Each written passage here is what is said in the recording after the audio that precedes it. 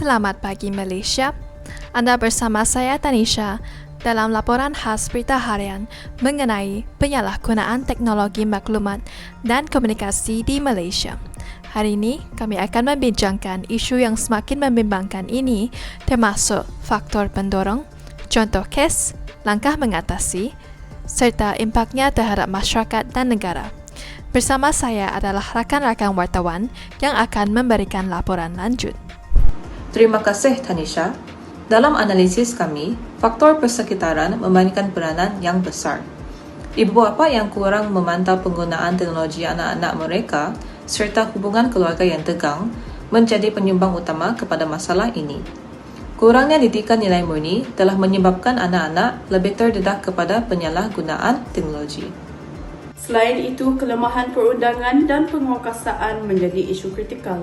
Akta cyber yang tidak relevan dengan ancaman semasa dan kekurangan tenaga pakar menyebabkan jenayah cyber sukar dibanteras.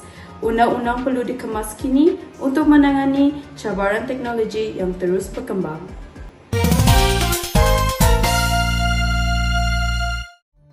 Terima kasih Trisa dan Georgina. Seterusnya kita balik kepada antara kes yang berlaku di Malaysia, iaitu berita palsu yang sering disebarkan di media sosial dan menggugatkan keharmonian negara kita. Selain itu, kes penipuan dalam kehtalian seperti macam scam telah menyebabkan kerugian yang besar, iaitu kejutaan ringgit di Malaysia juga. Antara golongan yang kurang peka dan terhadap risiko cyber seringkalinya adalah daripada golongan warga emas. Pencerobohan privasi yang berlaku pada abad ini juga semakin membimbangkan. Data peribadi sering disalahgunakan oleh pihak yang tidak bertanggungjawab, termasuk untuk tujuan komersial dan jenayah. Tambahan pula, ketagihan internet semakin meruncing, terutama dalam kalangan remaja yang mengakibatkan masalah kesihatan mental. Akhir sekali, jenayah penggunaan cyber menggugat keselamatan negara. Kes-kes ini melibatkan data kerajaan yang dijual di dark web dan telah mengingatkan betapa perlunya sistem keselamatan cyber yang lebih mantap di negara kita. Beralih kepada langkah penyelesaian.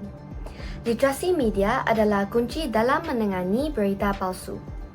Kempen seperti portal sebenarnya.my membantu orang ramai mengenal pasti maklumat yang palsu. Penipuan dalam talian pula dapat dicegah dengan menggunakan laman web yang sahih dan teknologi keselamatan yang terkini. Untuk mengurangkan ketagihan internet, pendidikan digital perlu diperluaskan dan terapi tingkah laku kognitif boleh membantu mereka yang mengalami kesan buruk terhadap kesihatan mental. Kerajaan juga perlu memperkukuh undang-undang dan bekerjasama dengan agensi antarabangsa untuk membenteras jenayah penggodam cyber. Terima kasih Nicola dan Bernice. Dari sudut etika dan peradaban, isu penyalahgunaan teknologi ini bercanggah dengan nilai-nilai murni seperti integriti dan bertanggungjawab. Pendidikan etika digital sangat penting untuk memastikan masyarakat lebih bijak dan bertanggungjawab dalam menggunakan teknologi pada masa kini. Antara kesan terbesar adalah ancaman terhadap keselamatan negara. Jenayah cyber seperti penggodaman bukan saja membahayakan data kerajaan tetapi juga kestabilan ekonomi.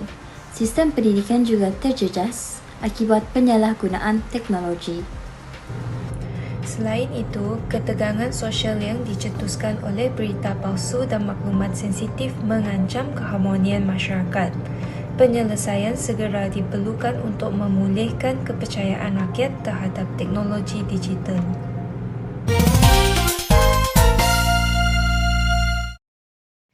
Tugasan ini membuka mata kami tentang tanggungjawab besar dalam mengawal penyalahgunaan teknologi. Sebagai masyarakat, kita perlu bersatu dalam membentuk persekitaran digital yang lebih selamat. Kesimpulannya, penyalahgunaan teknologi maklumat dan komunikasi memerlukan tindakan bersama antara kerajaan, masyarakat dan pengguna teknologi. Dengan kerjasama erat, kita dapat membentuk budaya digital yang bertanggungjawab dan selamat. Selain itu, pendidikan serta kesadaran mengenai etika penggunaan teknologi harus diperkukuhkan agar semua pihak memahami tanggung jawab masing-masing. Bersama, kita boleh memastikan masa depan digital Malaysia yang lebih cerah dan berdaya tahan dalam menghadapi cabaran era globalisasi. Itu sahaja laporan khas kami hari ini. Terima kasih kerana menonton. Saya Tanisha bersama rakan-rakan wartawan mengucapkan selamat maju jaya. Sekian, terima kasih.